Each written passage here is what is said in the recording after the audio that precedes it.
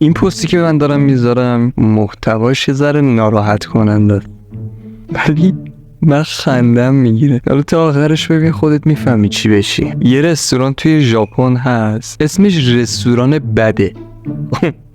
آقا من معذرت میخوام، واقعا نمیم چرا خندم میگیره. توی اون رستوران کسایی که زبال عقل دارن اونجا دارن کار میکنن، یعنی به عنوان گارسون اینا اونا کار میکنن، که خیلی هم کار درستی کرده به نظر من. کسی که صاحب رستوران بوده خیلی کارش درست بوده، ولی مشکلی که اینجا هست اینه که چون اینا زبال عقل دارن بنده خداها، تو یه چیزی سفارش میدی ولی اون چیزی که برات بیارن اون نیست که سفارش داده بودی. چون اینا چون این بنده خدا بالاخره یادشون میره دیگه، تا بیان برن سفارشو بدن، اونا بیان آماده کنن، اون بنده خدا یه چیز دیگه آماده میکنه، این یه چیز دیگه تحویل میگیره، بعد یه چیز دیگه به تو تحویل میده. یعنی تو چیزی که سفارش میدی هیچ وقت به دستت نمیرسه.